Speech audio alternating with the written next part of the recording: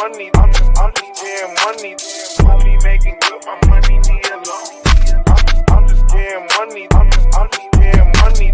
Only making good, my money need a loan. Getting money.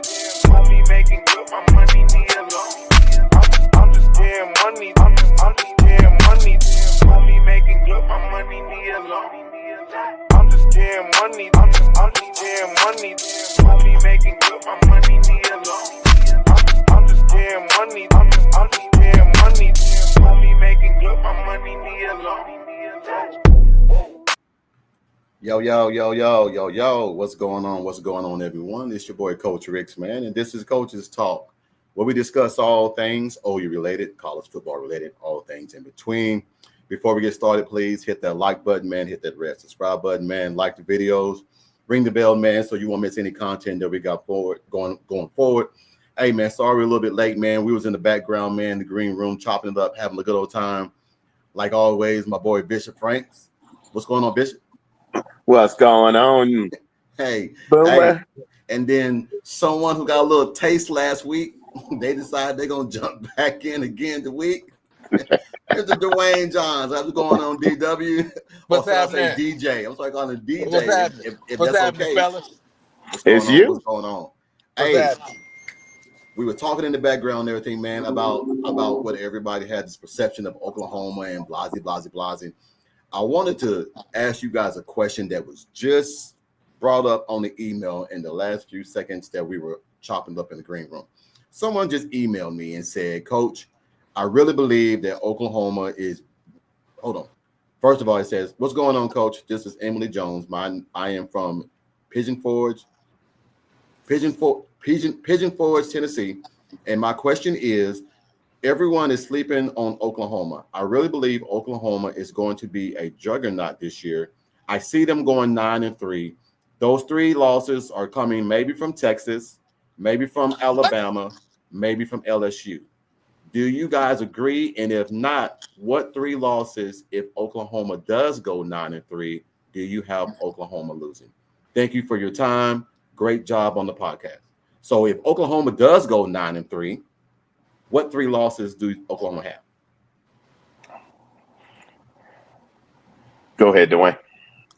But first of all, is she a Texas fan? I mean, is she a Shorthorn fan? I mean, I just got. I don't think so. She didn't say. What would make her think we're going to lose to Texas?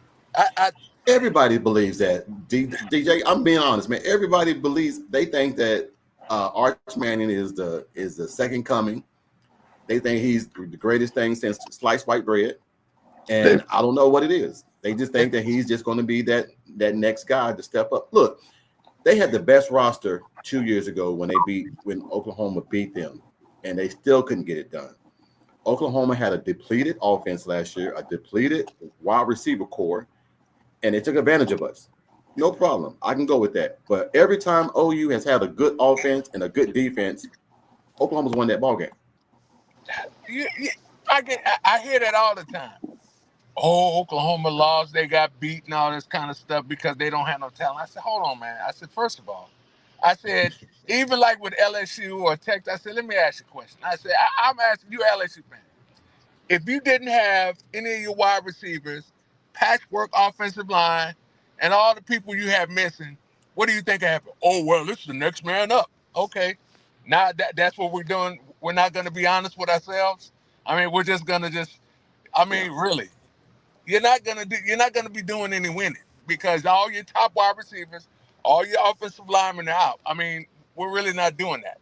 We're just gonna be realistic. I mean, we didn't have anybody. What could we do? And then the offensive coordinator, you know what?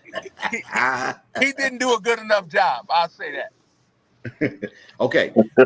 By you saying that, DJ, I want to hear that same spice when Tennessee don't do well on offense since they lost Nico. I want to hear the same thing from Auburn fans when Jackson Arnold don't do what he's supposed to do for that offense. I want to hear the same thing from Michigan fans when Underwood don't do that.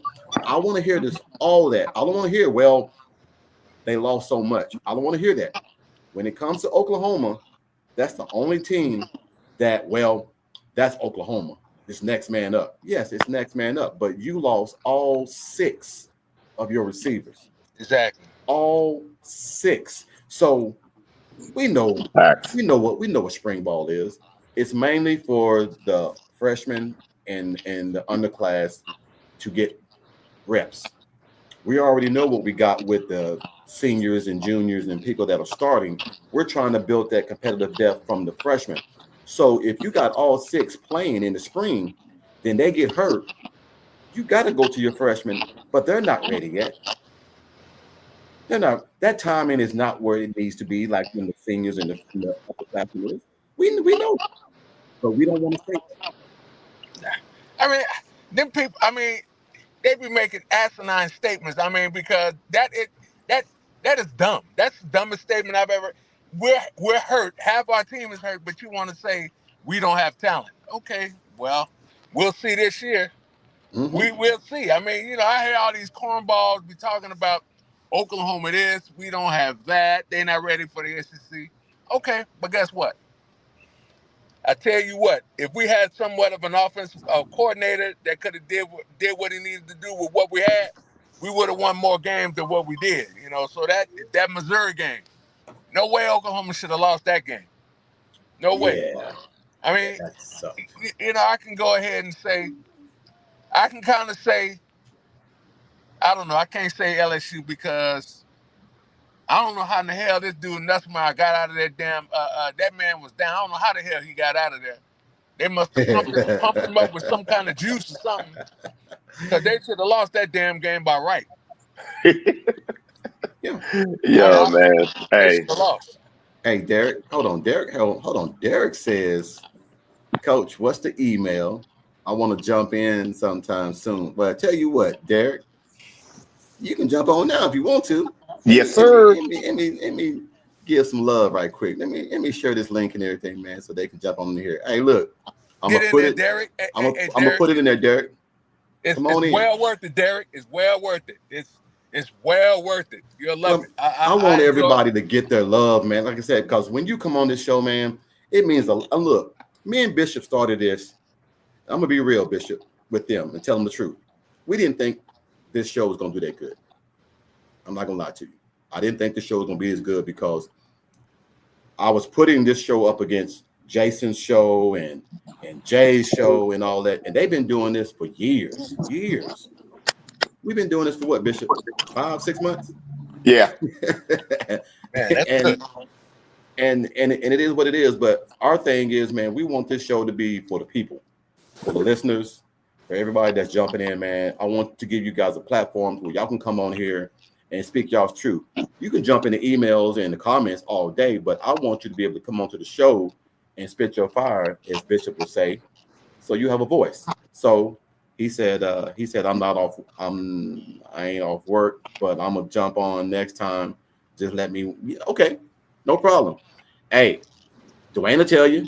We're gonna send the invite and we're gonna chop it up. Yeah, man. I'm glad I got on. Like I said, I was kind of hesitant at first. I said I wanted to.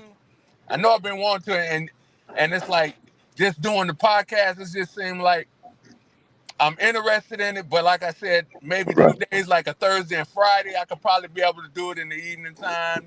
Right.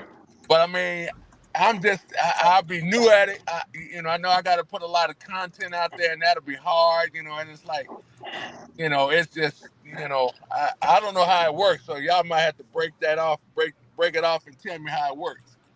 But it's all possible or whatever. I look at it for fun, just to have a camaraderie with the Oklahoma fans, Oklahoma people in general, stuff like that.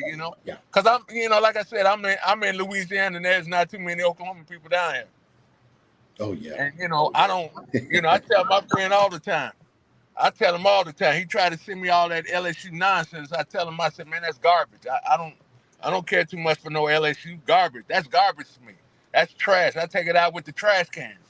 You know what I'm saying? I mean, we go back and forth, and I tell him, I said, man, look, well, LSU got. He tells me all the time. He told me that. He told me today. He said, what? He told me the other day. He said, LSU got 8 national championships in baseball. I said, yeah, But guess what? I said, do the Pelicans have an NBA championship? Crickets. Couldn't talk. So, man, don't Hey, come at me with that smoke, man, because guess what? I be coming hard. That's just like with Jason. I like how he be handling them Texas fans. They don't. oh yeah. He be shutting them down. And see that dude you talking about who be on there coming? What's his name? A coach that be coming through there? Ooh, you come on That the Texas show. guy. What's his name? Benji? God. No, Benji or no, whoever that other clown is. no, not Benji. It I ain't got Benji. some smoke for him. I got some smoke It's for him. it's the one bishop that was giving us a hard time last time, man. He was giving us a hard time talking about Texas. Well, he won't be on this show no more, man. That was my first ban I've never banned nobody, but I just won't let you come in here and dictate the show. Oh I'm no, gonna you're let you not get gonna your do that. point Because across. guess what? I'm gonna get him some act right. If he ever, I'm gonna give him some act right. Oh, I can promise you that. Because he want to go with that Texas nonsense. Because guess what? They got a guy on Facebook, some guy named Matt Newberry. I be tightening him up real quick. He be sending those, those mimes and stuff. Yeah. Just like he send those mimes, I send them right back to him. You know, Okay. I go head at them clowns. I tell them There all it the is. time. There it is. Bevo bodyguard. There it is. That's the one. Yeah, I Yeah. tell them all the time. I tell them all the time. Like I tell them, like even like right now. It's what time is it? It's 6:11, and Texas still sucks. You know, Texas still sucks. You Well, know you know what what, I'm man? saying? I mean, them clowns are stupid. I mean, they talk about for the life of me, how in the hell? Excuse my language. How in the hell are you bragging about winning a Directors Cup? Are you kidding? I mean, who cares? I mean, Man, you're look. talking about rowing, swimming, tennis, golf. I mean, are we really going to pump those championships up? I mean, those aren't really relevant. I mean, they're championships, but are they really relevant? I mean, come on now. Well, there was somebody that was on TikTok today. Was talking about Texas softball team is the greatest team, and I'm like, I guess you just forgot what Oklahoma did 4 years straight. I guess you just forgot. Yes, they won it this year, but that's fine. I mean, they just won it this year, and they won it because Oklahoma was young. But we're gonna find out next year. But I mean, you win one championship and you think you're the greatest? Man, come on, man. It's the Come Texas love, on. man. It's the Texas Try love. 4 in a row. It's Try the 4 in Texas a love. row. You know what? If they could, man, look, if they could have got Canada in there, Patty, Coach Patty knows how to handle the pitching and stuff. Yeah. If she had Canada in there, we would have won it all. Oh, we wouldn't have lost a game. We would have won it. Dude, that girl needed help. And I Yeah. think Yes, she I did. think I think Sam would have helped her out for one game to let her rest that other day. But you can't pitch every pitch. She played all 9 games in That's the crazy. in the Women's College World Series. You can't play all 9 games. I agree. Do you think Patty didn't trust the other pitchers? No, this is what it is, man. Patty is very loyal, and it was like last year. She was very loyal to Kelly Maxwell. She's very loyal to the senior leadership that she brings in, and you need to lean on them to bring it home for you. But I think what it is that Kirsten, you got to be consistent. You can't be wishy-washy when you go into the Women's College World Series because we need that arm. And I don't even know where Monticelli was. You could have used her. Yeah. So, but I think this year now, you got the best pitcher in the country out of a little small town 10 minutes from where I grew up called Pecola, Oklahoma. Mm-hmm. She a stud. she pitching against boys. Wow, that's She's good. pitching against boys. Mm-hmm. Fast pitch and baseball. So that's a stud. Yes. She throwing balls like She a boy. throwing Wow. baseball Yes, sir. and softball. And she gonna mess up her arm? No. Because when I coach softball, my daughter pitched with it's called a weighted medicine ball. Okay. For softball. So it's like a little bit, it's like 3 or 4 pounds. So it's a little bit heavier than a regular 11-ounce 11-inch softball. So Oh, when, okay, so okay, when you get to the 11-inch, it's so light, yeah. it'll add a little bit more velocity to it. Oh, I see what you're saying. Oh, So okay, you're pretty much just building her mechanics and her arm up to endure a little bit more velocity. That's all it is. right, right, right. But we're Wow, gonna that's find out great. next year. Texas Oh yeah, we're gonna find out how good see they them, are. see Not them only that, clowns. we got Sophie Borde coming back. Oh yeah, Yes. man. We gonna be straight next year. We're gonna be loaded with new players. I mean, I just can't wait. Like you say, Bishop, I'm ready for these receipts to be cashed in because these people be talking buku trash. Yes, They Well, talking too sir. much. dude, they're gonna I mean, look. Did you guys watch Uncle Lou's little prediction of Oklahoma? no, And he got Oklahoma going 9-3, Yeah. and the 3 losses coming against Texas. Man, Hold on. Texas, Alabama, and guess this, South Carolina. But he got Oklahoma winning Missouri and LSU. okay, But you got us losing to now. Look, I used to live in South Carolina. I used to live in Columbia. I used to work there. Let me tell you, that's a basketball town. Don Staley owned that state. It's basketball only. I'm just gonna be honest. It's basketball only. What Shane Beamer's doing is very impressive. It really is. I'm not gonna sit here and lie to you. But now that Clemson gets to pay players, he's not getting those players no more out of South Carolina. nope, They going to Clemson, and if they don't go to Clemson, they're going to North Carolina because Bill Belichick and everything is the other Nick Saban. right, So it changes in everything the atmosphere of what it is. So people just think that Oklahoma played a hard schedule last year. Yes, they did, but that defense they got back this year is 10 times better. yeah, I agree with you. I mean, hey, nothing against Shane Beamer. I like him. I liked him when he was here. I liked him when he was at Oklahoma. I liked him, him with Sac. I think he's doing an admirable job. But I mean, they trying to put him on a pedestal where he's a real high coach and all this kind of stuff. Nothing against that, but he's good, but he's not all that great. I'll say that. You Yeah. ask, Well, you ask. the thing about it is you got to understand that this year, there's no doubt about it that Coach Venables has been building behind the scenes and he's been bringing in his players. And always remember that he always wanted them to have 2 to 3 positions that they could play. And what it does is add to us never ever being out of position because the next person stepping up is going to be ready for their moment. Right, right, right. Well, You know. everybody knows that, man. This is what nobody's realizing. They're adding key pieces almost every week. Oh yeah, all the time. Key pieces. I keep hearing Ott this, Ott that. But then you still talk about Oklahoma don't have a running game. I keep hearing about Deion Burks this, Deion Burks that, Giovanni Gibson this, Jaden Gibson this. But you still saying that Oklahoma don't have a number one receiver. And now you're comparing Jackson Arnold as the 8th best quarterback in the SEC. And then you got John Mateer going number 9th. The math just don't add up to me. I don't. How could they? I mean, did that guy not see the game that Jackson Arnold played last? I mean, did he see those games last year? They are putting it as a great quarterback in a terrible system. Huh.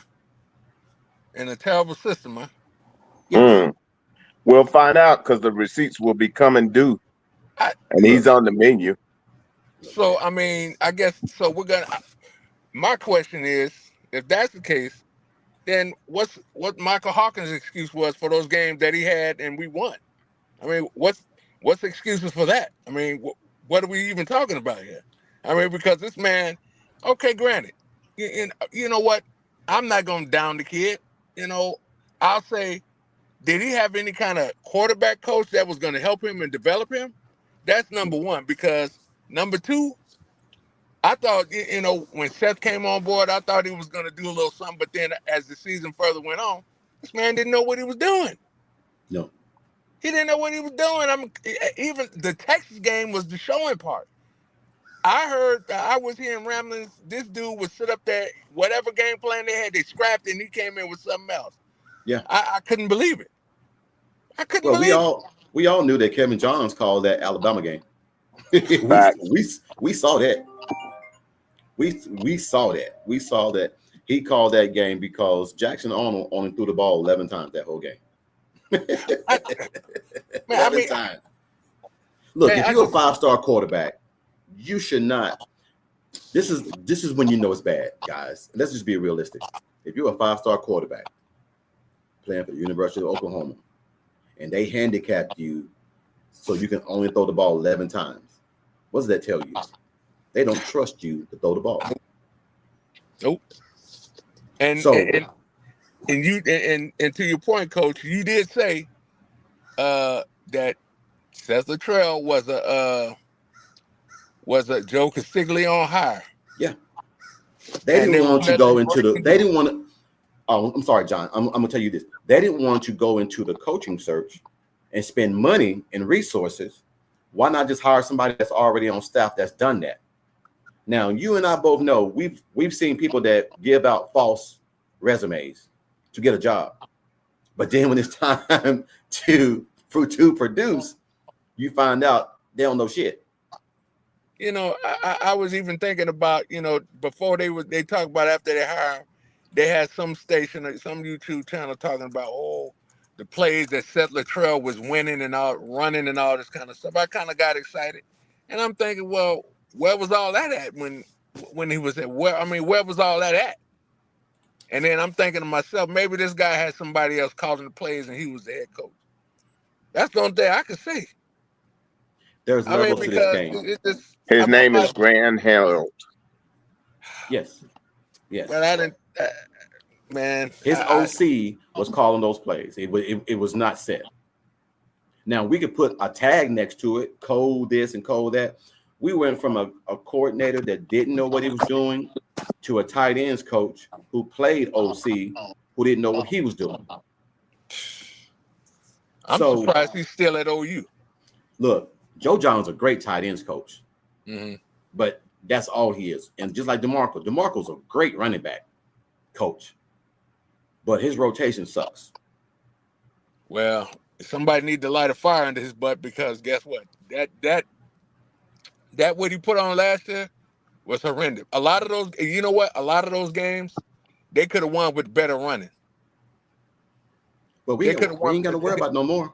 We ain't got to worry about no more. Because one thing I do know, Ben Arbuckle is a 100% OC. Done it in 3 places. So he's a bona fide OC. And his job, and like he said, I love it. He said, my job is to put the ball in the playmaker's hands as quick as possible. Okay, cool. That's all. I just want a better product than what we had with all the injuries. And you know what? I'm still kind of hurt because Gavin Sawchuk left. Yeah. I don't know if that was they didn't use him right thing or something else, but he never should have left, because I think he mishandled that. That's just my opinion. I think he mishandled that. Yeah, I second that. I think for the most part, if you think about it, it's just we could never get our footing offensive wise last year. It was just something always jumping up, or are we making some type of mistake, or we bumming the ball away, and that comes to attention to the details, right? And especially when it comes to running backs, the one thing you got to do is protect the ball to start.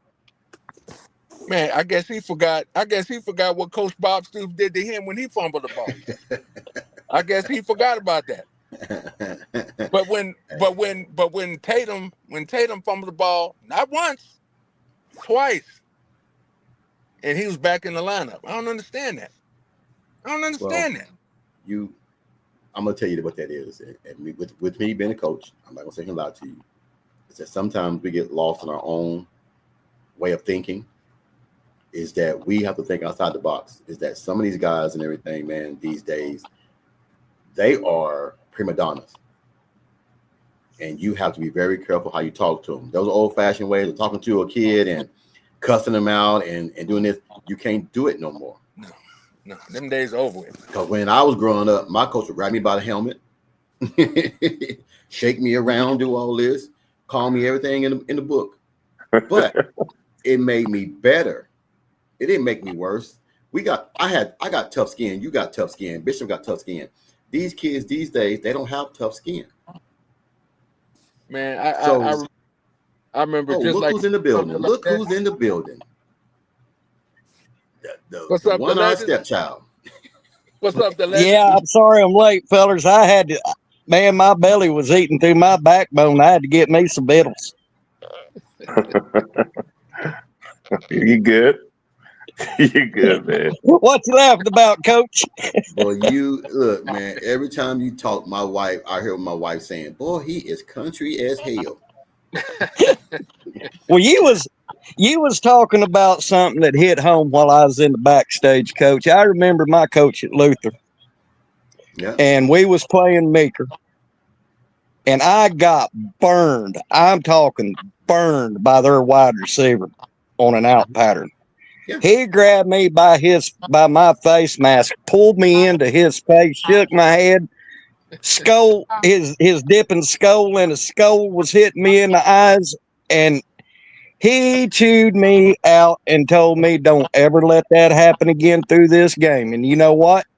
I still hold the record of most interference calls at Luther High School, which was 17 of them. Hey. Doing your job, Mike. You're doing your job, legend. Doing your job. And the coach did not. And that we lost by 3, but the coach didn't make me run stairs because I did my job like he wanted me to do. Hey, that's all you can do. The best job that you can. That's all you can do. Hey, Derek. Derek says that Coach Blankenship, my coach, his son is the head coach now at what is it? Where is he at? Broken Arrow or Broken Bow? I think he says he was my coach at Tulsa Union back in the 90s. All right. Coach Blankenship, we had a play called zone read left, and it was a quarterback draw, and it was quarterback. It was called quarterback Z-Red zone blitz, and I was like, I called something different. Well, when I ran, I scored, but I went on the sideline. Excuse my language. What the fuck are you running? We didn't call that. What are you? I said, Coach, shut up when I'm talking. And I'm like, okay, just sitting there listening. He's talking, and y'all are doing all this. And then here come Coach Bunch. Hey, Coach, but he did score though. he did score though. But I miss those days, man. I miss the days. I do. Maybe I'm old fashioned. The paddling in schools, the saying the prayers, in schools, the Pledge of Allegiance, all those things, man, they've changed. Has made these kids these days soft. I'm second team. Hold on, did y'all see the Major League guy that was crying during the ball game because somebody said something bad about him? Oh yes. Did y'all see that? Yeah. A fan was heckling him. The dude started crying and had the fan banned from the game. You're making millions of dollars, and you mean to tell me somebody said something in the stands that made you start crying on live TV? Yeah, excuse me, Bishop, for saying this. That man needs to grow a pair. Let's just grow a pair. Grow a pair. Facts. You're getting paid millions of dollars. Why do you care about what somebody says? His cojones ain't dropped yet. Oh, okay. My bad. The fan was talking about his dead mother. Now, okay. Oh, okay. Well, that's a whole different. But still, you play a major league sport. We all know what comes along with that when you go to a visiting stadium, hecklers and people that have no common sense Liquor gets involved. Oh yeah. Things are said. I'm pretty sure that guy that said that probably feels pretty trouble about himself right now. But I'm saying you have to know that you make millions and millions of dollars playing a sport that you love. Exactly. People are going to say things to try to get up under your skin to get an edge for their team. Do I agree with it? No. But it happens. Coach, you was Go ahead. you was talking about the paddlings in school. Yeah. I'm second to my sister in the most. She had 250. I had 220. I remember them days. Getting in trouble, going down to you got to go to the principal office. Got to go to the principal office. Man, we had that big long paddle. You know the one, the big Oh long. yeah. No. Did y'all have the tape around it?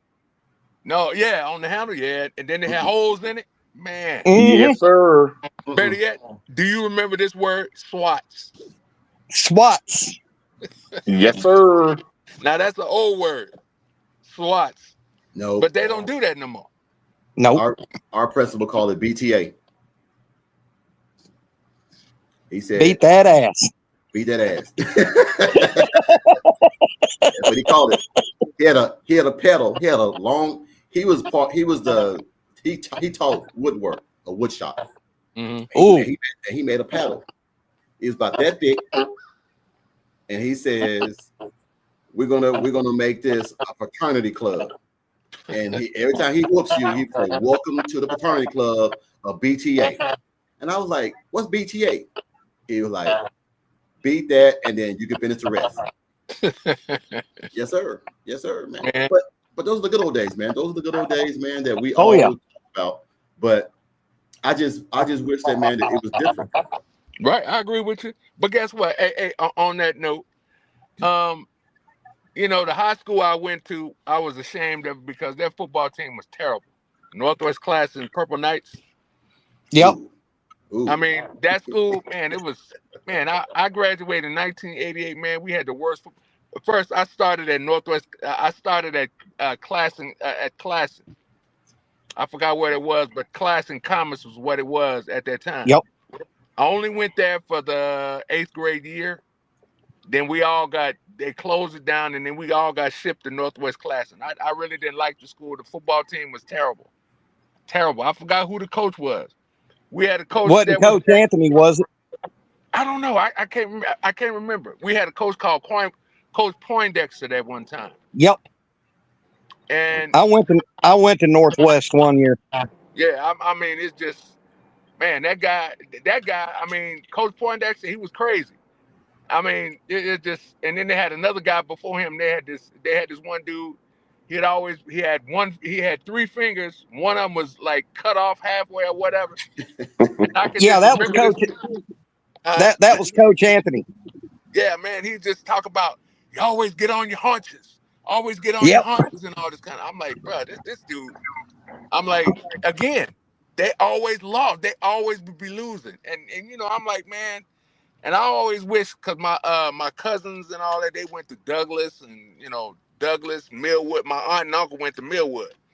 And so they was winning, not like the Tulsa schools was doing back then and all that kind of stuff. But, I just, I never did care too much for. But I mean, hey, I did what I did. So, it is what it is. You probably went there. I already graduated from Luther when you went there. You probably went to school with Michael Coates. I think so. And then he left Northwest and went to John Marshall. Yeah. Mm-hmm. What you know about Michael Coates? Hey man, it's been a long time. Mike Coates was a hell of a linebacker on the scene. He was thumper. He was a thumper. You remember Color Me Bad? Yep. All them clowns. I went to they went to Northwest Class at the same time I did. Me and Kevin Thornton went to the same class together. We had Spanish. What year were you? Hey, I graduated in '88. See, I was '89 for my Lawton Eisenhower. Okay, yeah. And I'm like, let me ask you, Dwayne. That means I'm the youngest one in the room.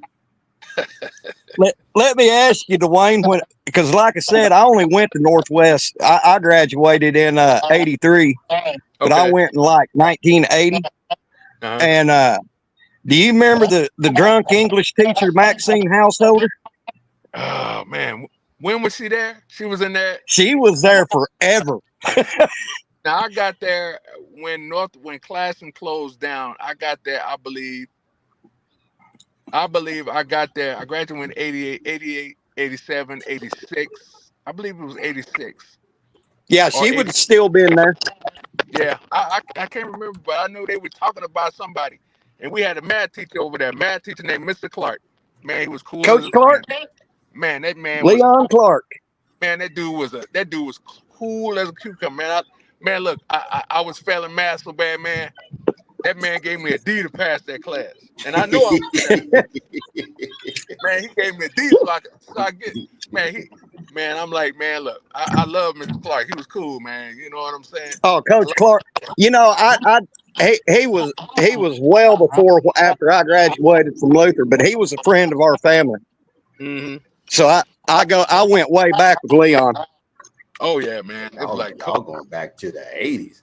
hey man, OKC forever. But like I said, but back to the Texas idiots. I mean, like I said, I was on was listening to Jason's. I was listening to Hall of Fame, and he was talking to the BYU people and Oklahoma State and all this kind of some other thing. And I didn't. I thought he was saying something about BYU had money and all that. I didn't think BYU had money, but Jason corrected me and said, yeah, they got money on the level of Yes. SMU Yeah. and SC and all that kind of stuff. That's So that Mormon type of money. That's a yeah. whole different type of money. Oh, okay, yeah, I didn't know. Different type. Yes. But And before then we get started, dude said back to them Texas idiots. Yeah, Dwayne said that.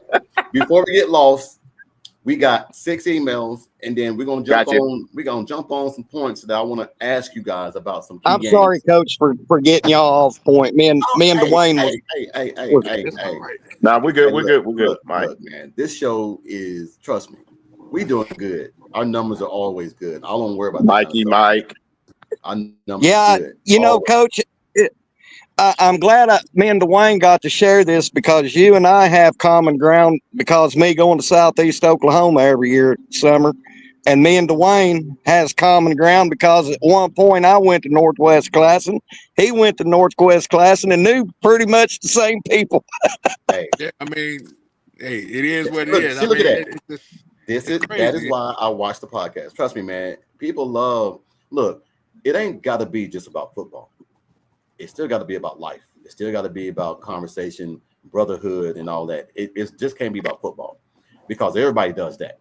Mm-hmm. And we're not going to do that. We're going to switch it up. We're going to bring in people and everything, man, to get a little Yeah, twist no doubt. on how their life is going and everything, man. Because no one would have let Dwayne come on and let him just flow.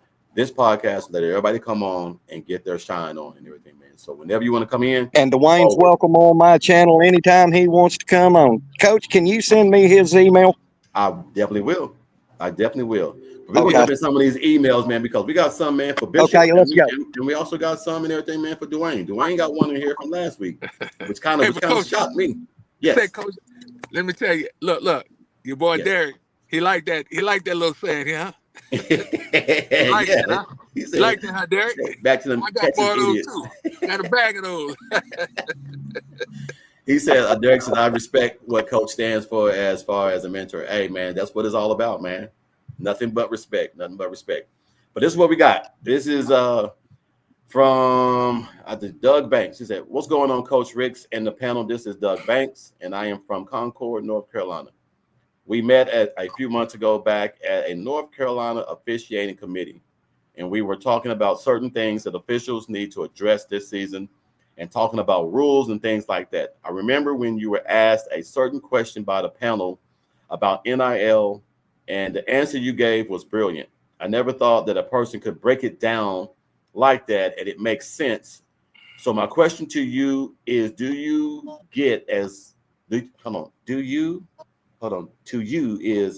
how did you get so knowledgeable on NIL, and is this something that is going to be get better or have more parameters, or is it still going to be the wild wild west?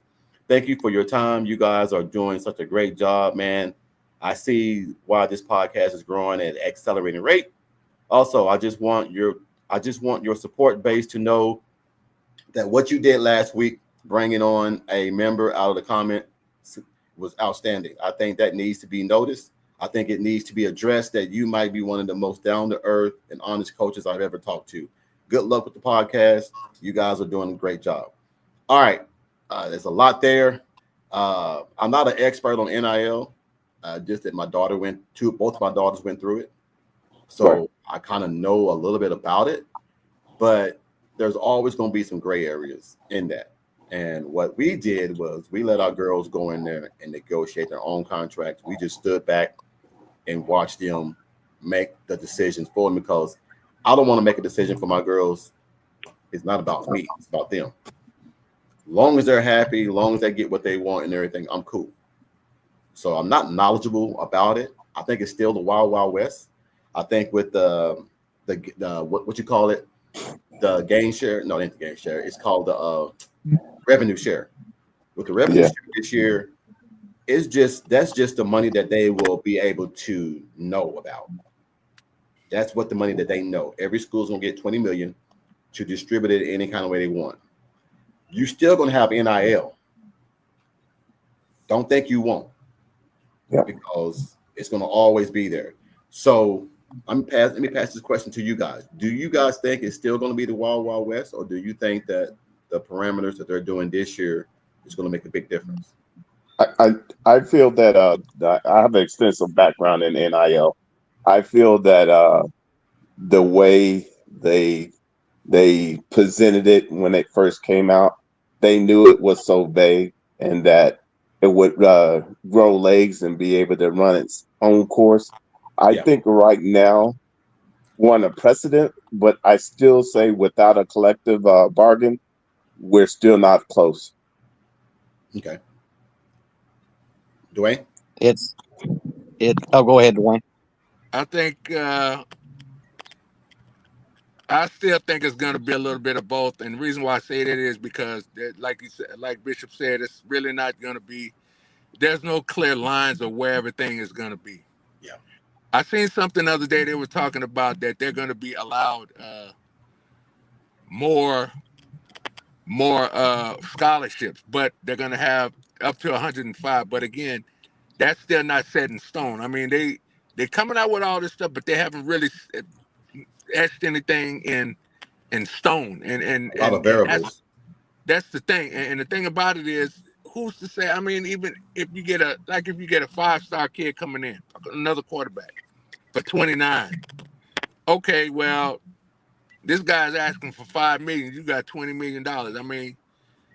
I mean, what's gonna determine that this kid get even be qualified for that? I mean, are we gonna go off of his record in high school, or what are we even doing? What are we even saying? Yeah. Yeah. I mean, That's they where got a you lot of got work to the do. yeah. That's why Nagy and his crew are so important, because the thing is, you got to have background when you're making these decisions to where you're not dosing out a lot of money on you know just one player, but being able to ration it out in a proper way to be able to get the wholesome nucleus of players that you need. Yeah. Yeah, and to piggyback off of Bishop, I think until they get the collective and every guys that the powers that be in the NCAA, the NIL is going to be Dodge City in the 1880s on a Saturday night, both guns drawn and blazing. Well, I mean, I just think they need to get rid of the NCAA. That's just my opinion, because Yeah, it's passed. They passed their time. They don't have any teeth anymore. And the way well, they be even when they the, punish the way they somebody, treat it's a couple of people is years horrible. down the road.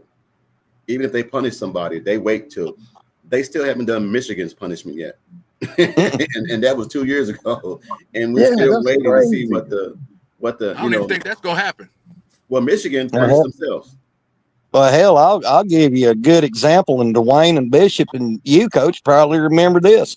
Back when Andy Coates and Clyde Muchmore took on the NCAA for television rights, Yeah. and you know, took the University of Georgia with them. You know, Georgia and Oklahoma.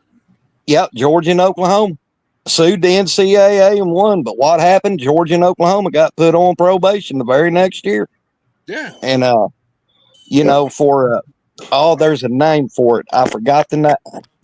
Oh, good gosh, antitrust. Antitrust. Yeah. Yeah. And you know, I agree with you, Dwayne. NCAA just needs to move on, get out of, get out. They're not going to do that because No, there's too much money involved, and they want some of it. They want to always have their hand in the cookie jar.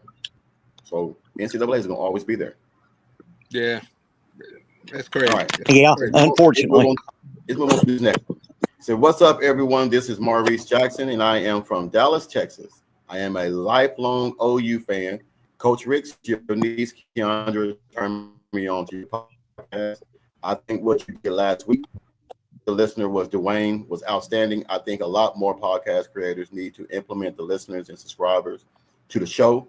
That is down to earth and honest, and it is something that is not scripted or edited. Going live, not knowing what someone's going to say or do is real. I can honestly say this podcast is one of the realest I've seen. Keep up the good work. He says, oh, yeah, my question is, do people really believe that Jackson Arnold is still a better quarterback than John Mateer? Even though the stats and the numbers say different, continue great success on your podcast, Coach and Bishop. You guys are rock stars. Hey, thank you for that email, man. Well, Dwayne, we're going to let you have this first. We're going to let Dwayne have this first since he was – this is pretty much about Dwayne. Do you think Jackson Arnold is a better quarterback than John? Hey, I got to ask.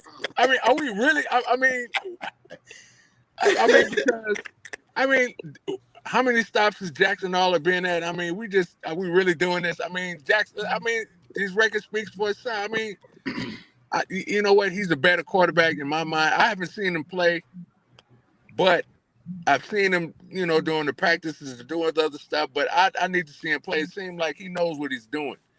And I think he has a better command than Jackson Arnold was. And again, Jackson Arnold didn't have the coaches that he needs to get developed, and that's the thing that hurt him big time.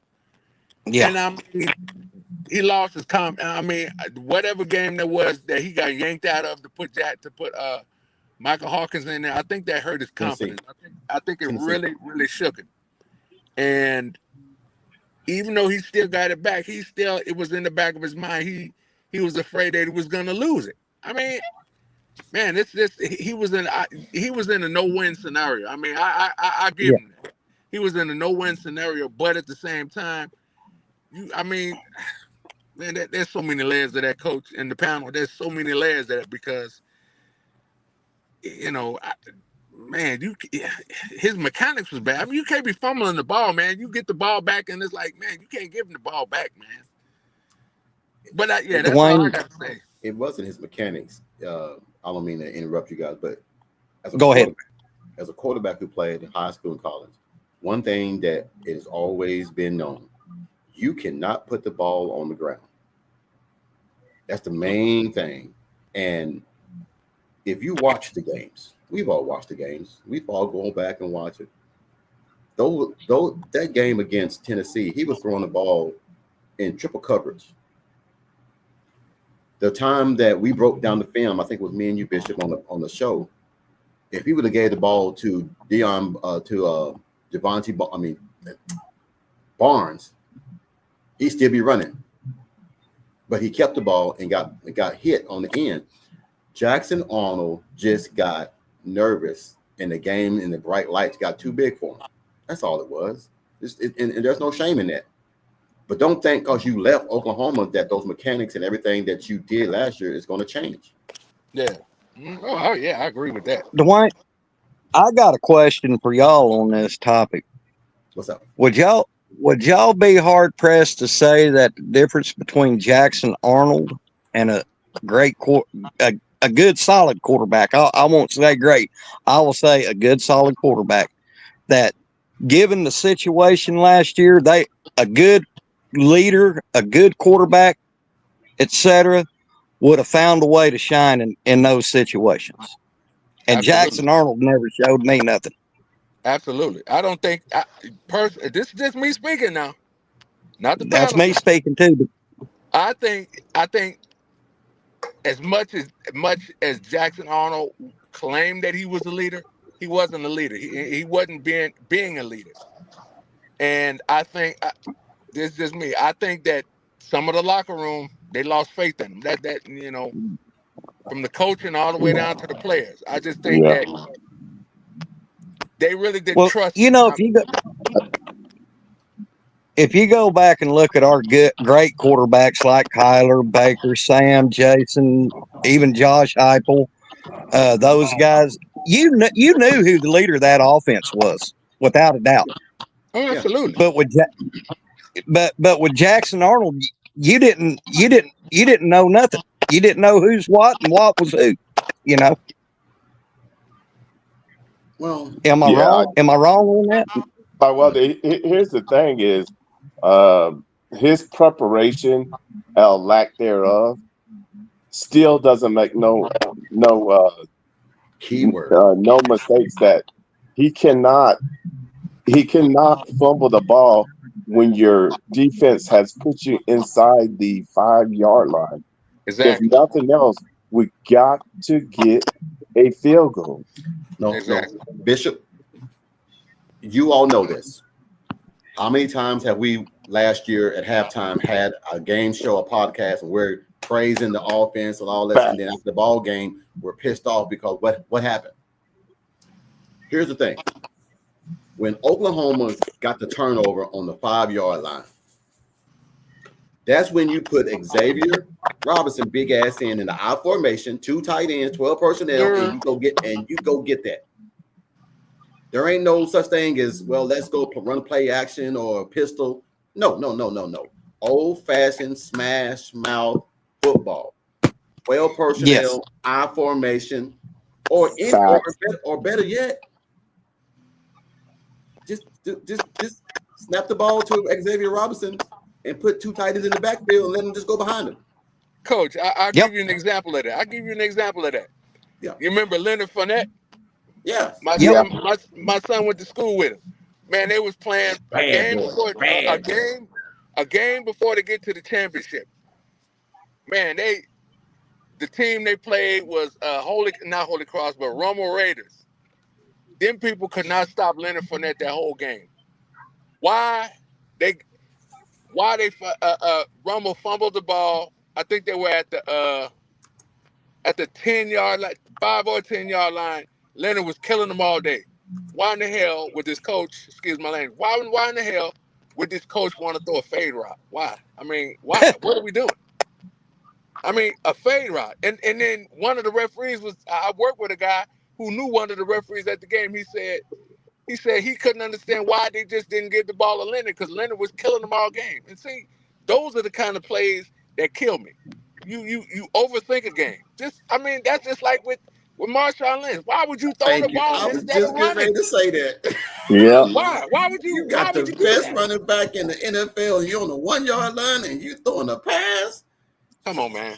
Come on. What Hey, are we doing? that OC would have lost his job. I'd have Man, fired him on the spot. I don't understand. I'm sorry. I Well, mean, you're right. I can give you another example. Oklahoma against LSU in the Sugar Bowl. Keywan Jones was tearing their ass up, and then Chuck Long decides to drop Jason back and throw long, and we lost the game. But Keywan was getting 5, 7, 10, 15, 18 yards a pop, and then we went away from it. Hey, Benji, hold on, guys. Facts. You Coach remember that, Bishop. Dwayne? Yeah, man. I was hurt. I didn't talk to I had a friend, my friend, I didn't talk to him for a whole week. I was so pissed off. For I a was whole so week, pissed. E? But For a guess whole what? week. Guess what? Up to that game, my son was playing football in the park, and I knew a couple of the coaches. They was for sure that Oklahoma was gonna win. Man, I was talking trash. Man, they get to the game, they sit up there. Man, they lost that game. I'm like, bro, you kidding me? You kidding? And I was talking trash. I couldn't say nothing. Man, I was talking trash that whole week. I didn't say a word. Man, I was so mad. I was mad at my wife. I didn't even talk to her for about a week. Man, I said, man, this is crazy. But Hey, again, I mean, again, that's like in that Florida National Championship game. yep. Bob Stoops wants to try to throw to but go to somebody else, and I'm looking on the, you get up to the line. I forgot who was on the left side, but then you got a 6'7" guy, 6'7", 8, 6'8" guy, Jermaine Gresham, but you don't throw the ball to him. I mean, what are we doing? He That been killing them all day. that was the cheat code that Facts. Oklahoma never used.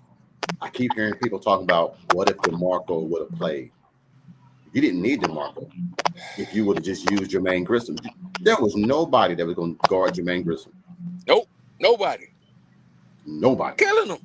I mean, sometimes And we didn't talk about. I love Coach Bob Stoops, but sometimes he's just too smart for his own self. Sometimes. We as coaches, we sometimes we get too complacent and we overthink things instead of just doing the basic things. We try to outsmart the coach and we end up outsmarting ourselves. Yeah. But I got a question for you guys. I put this in the star. Someone says we need a commissioner, maybe a Saban or someone like that. I disagree with that. I think Saban would be a terrible commissioner. You can't be against NIL, and you was doing NIL all those damn years under the table.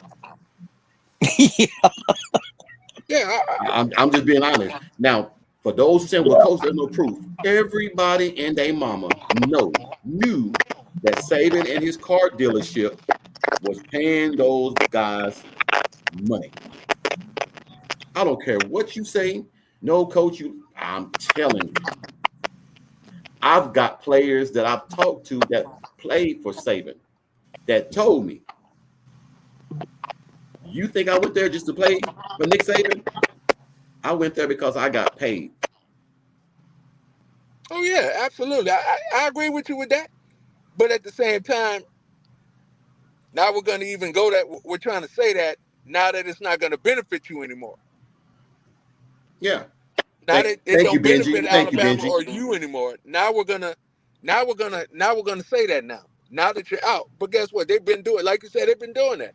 Hell, I mean, excuse my language. They've been doing this hell since Barry Switzer was was coaching. I mean, Barry wasn't hiding it. no, man, look, Barry wasn't hiding it. man, look, what they do at SMU for SMU for Eric Dickerson. Man, what was that car he got? What was that? Trans Am. Corvette. Yeah, he got a gold What? Trans Am. Marcus Yeah, Dupree gold got a Trans Am. double wide for his mama. Come on, man. I mean, what? Come on, man. Man, look. I mean, you know what? I like Nick Saban because we stayed down in Alabama after Katrina, and I would think he'd do a good job. But at the same time, he needs to get off of that ego stuff and stop trying to worry about that money stuff because it is what it is now. It's too late for that. It's out the bag. It's out the Yep. bag. The But we need reason why he somebody. don't like that, Dwayne, the reason why Yeah, he you can't doesn't stuff it like back in that, the toothpaste. no, And then the reason why Saban does not like that, because now you take the control out of the coach's hands. Yeah. Now it's in the boosters' hands. Yep. Because the boosters are the one that got to get that money now. Yep. So you got a billionaire that's saying we want that player, and the coach is like, well, I don't want him. Guess who's gonna win? Yeah. That billionaire who gives them money to that university. Nick Saban knew, but also he knew he couldn't hang with the Texases and the Texas A&Ms and the SMUs. You can't hang. That's all money. Yeah. Oh, what? Man, that money's been around. Car dealership money is different than all money. Man, I was looking at, I'll be researching the history down in Louisiana. Like I've said before, my family comes from Louisiana. And something that I talked to a couple of my coworkers before, they said Walt Disney World was going to come down here in New Orleans. And they said they picked out where it was going to be out there in the east, wherever, plenty of land, swampland, everything out there. Man, they turned around and told them people they didn't want to do it. They was going to go with the oil boom. Guess what? The oil boom dried up. dried Facts. up. And guess what? There ain't nothing out there now, but still swamp and trees and all that kind of stuff. But that to say this, that Texas money, that Texas oil money is that real money. They're not getting Yeah. behind it. I mean, there ain't nothing they can do. Texas A&M, Texas Tech, all that, all that. Well, we had a guy come in here. And he didn't think that SMU had money. What? I said they the richest. They the richest. Because trust me, SMU was doing it back in the 70s. What? Listen, Eric Dickerson. Don't get me started on Eric Dickerson now. But anyway, hold on. Hey, Let's who is get this back. guy Ben? Who is this guy Benji? Who is that? Benji, man. Now, Benji is the only true Texas fan Okay. that really has an open opinion about everything. He's not Oh, going to okay. sugarcoat it. He's not going to sugarcoat it. So Oh, I'll okay. give Benji a pass. Benji, he knows. But my question to Derek was, Derek, we're thinking about moving to Texas. We're thinking about moving to Forney, Texas, where my niece is from. So we're thinking about it. Kids are grown. Cool. Everybody's grown. No, I can't be an NIL commissioner. Nope. Hell no. Because the one thing I've learned, you cannot tell people what to do with their money. Right. Now, I've learned that a long time ago. And I don't want did no you one say you was moving to Forney, Texas, Coach? Thinking about it? It's in the works. We're looking at some property down there and everything. It'll be kind of hard leaving the grandbaby, but at the same point in time, man, we're looking at it because I need to get back close to home. And mom moved back home, so when mom moved back home, I got to try to Right. be somewhere close. I can Definitely understand that. So even though we ain't vibing right now, she's still mama. She's still mama. Hey, for Little sure. mama. For sure. Yeah. All right. Back to these emails, man. So we can jump on because I got a lot of stuff I want to talk to you guys about. But the next email is, let me mute everybody right quick while I read this. And then I'm going to bring you guys right back in. What's going on, Coach and the panel? This is Steve Owens, and I am from Charlotte, North Carolina. I am a big Brent Venables fan. When he was at Clemson, I would go to all the ball games. I think he is one of the most religious and down-to-earth coaches there is in college football today. My question for you is, do you guys honestly think that Oklahoma would have a losing record again and the University of Oklahoma would get rid of Brent Venables? And if so, what team do you see beating them this season? Great job on the podcast. I see the numbers growing, and I will continue to grow. Stay strong and stay blessed. All right, I'm going to bring you guys back in. I don't see Oklahoma firing BV because there's a lot of variables that go along with that. If you fire BV, you're going to lose the whole program. Yeah. I agree. I But agree. I don't think it's going to get to that point, man. I really don't think. I'm being honest. Not because I'm an OU fan. If I was a person on the outside looking in and looking at everything that they've gotten over the last few months, how can you sit here and still say they're going to be 6-6? Exactly. Those are those Texas fans with that nonsense. They talk so much foolishness. It's ridiculous. That's ridiculous. They talk ridiculous. I mean, I've tried to put it in perspective when you look at our defense. We only lost Billy Bowman, Danny Stutzman, and Ethan Downs. And we're bringing back 95, 98% of our defense back. So, and then you got the cats that we seen last year finally, like EPL and Isaiah Autry-Dent and Big Sexy when he went in. There is no way in hell we're going 6-6 this year. Not one bit. Yeah, I was just wondering. I know I asked before a while back when I, texting in and stuff. What was the story behind? I hated to lose him. Nick Anderson should not have left, and that's just me. I mean, I don't know what the story was behind that little issue, whatever, and I don't want to rehash the old stuff, but no way that guy should have left. I That was just, more that was more of a medical decision on his behalf for his family and him. Yeah. That there were some things that he was hurt, and some evaluations came down and said that he should not have been playing when he came back. So he was evaluated wrong, Yeah. okay. and it could have cost him his career. So I don't blame him for leaving. I just think, man, that this new medical team that we brought in from the NFL side of this thing is going to be a bigger upgrade, because one thing I know about the NFL being close here to Charlotte and the Panthers is that those doctors have practices. Okay. They have multiple doctors that work for them. So you're getting a third and a fourth opinion through those doctors, and you're only paying one. So that's a great thing, knowing that you have 8 or 9 doctors in that practice, so you can get a second and third and fourth and fifth opinion. So that I'm assuming that whole staff that did all that. I mean, those are 6 wide receivers. So that whole They gone. Gone. Okay, yeah, that's Jim what Nagy brought his NFL team in. Okay, yeah, that's what I was wondering. Are they still there? Because I man. Yeah, we had to. We had no choice, man. It was, you could see last year something was of the miss, and it wasn't just purely coaching, or it was people getting hurt before the season. Yeah, you can't even make it into the season. So, and I'm glad you said that, Bishop, because glad you said that, Bishop, because before that, I heard that a month ago. I heard prior to that about a month or two before. I was talking to a guy, on I forgot what it was. I was dealing with a cell phone issue, whatever, and the guy was saying, man, he's an Oklahoma fan too, and he said he stayed somewhere around campus, and he was saying, man, they're gonna have a lot of wide receivers leave. I said, what? I said, man, no way, man, they're not gonna leave. Sure enough, all of them left, just like he said, and I didn't even realize. Why they left? Why they left?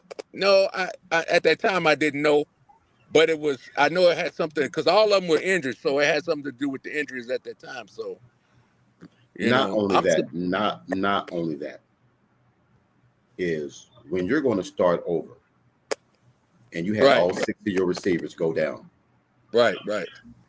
If you are a businessman, and now let's do this as what Nagy would see and what BB should see. Let's say, Dwayne, me and you are coach and co-coach, and we've had 6 receivers go down previous season, and we can go on a portal and get 6 new ones that have no injury, are subject to no fallback into that same injury. Would you go get 6 new and better receivers, or would you keep the same ones that you have one more year with anyway? Yeah, I see your point. I'm gonna go get some new blood that's going to be there 2 or 3 more years. Yeah. Now, and that's just being a businessman. I mean, like I said, I didn't want to see. I'm not gonna lie, I didn't want to see Farouk leave. Nope. I didn't want to see Nick Anderson leave. No, heck no. I didn't want to see Andrew Anthony. But all these guys had significant injuries, and they were gone for a long time. Yep. You got 1 more year with them anyway, so it's best to cut ties and help them go somewhere else, and bring the new blood in. And give them a shot. You're right. Yeah. That's just me. That's just me from a coach side of how I would do it. Now, is it pretty? No, because BB loved those guys. He don't want those guys to go. But if my job's on the line, I got to do whatever it takes to make sure the staff, what I'm building, everything that I'm doing, stays in place. So. Fire test. Yeah, man. Yeah. All right. We got 2 more. Let's get this out the way. Okay. Ooh. Okay, I read that one. All right, here we go. What's going on, Coach Ricks in the panel? This is Jerry Hamilton, and I am from Huntsville, North Carolina. I got a question, and maybe it's a 3-part question. Can you break down and predict these three games? Oklahoma versus Texas, Oklahoma versus Auburn, and Oklahoma versus Tennessee. And then why do sports writers and media outlets say that Oklahoma is picked to finish ninth in the SEC? I don't get that. But then they have Auburn at number 8. Is that just Oklahoma bias, or is there some truth to it? Thank you for taking my emails. Keep up the great job. You guys are definitely making a difference. So, games that we can break down and predict. Let's go with Oklahoma versus Tennessee.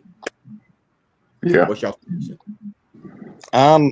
I'm going OU by 7 with a last minute touchdown. Bishop? Yeah, I'm going OU going in there, establishing the run and play action, winning by 10. Yeah, I'm pretty much on the same board with that. I think it'll be closer to about 7. I think, like Mike said, I think it'll be close to about 7. Gotcha. I mean, because they don't have a quarterback. Who knows what they? I don't know what they got now, so it'll be close. Yeah. But here's the thing. You know me, I love to do stats. I love to go look up stuff. Like always. It says quarterback Nico Lamalava transferred to UCLA. The running back Dylan Sampson was a 4th round draft pick, the Cleveland Browns. Tennessee's 3 leading receivers, Dante Thornton, Squirrel White, and Brew McCoy, all graduated or transferred. So 90% of your offense is gone. And you got a freshman quarterback coming in against a Brent Venables defense that is a junior or senior led defense. Ooh. Right. I don't care if it is at Neyland Stadium. That's it. But you know what? Yes, sir. Here's X Factor, coach. Can you really count out Josh Heupel as a coach? I don't count Josh out, but here's the common denominator in that. Mm-hmm. The fan base around there, are they going to accept that Nico is no longer there? Okay, good point.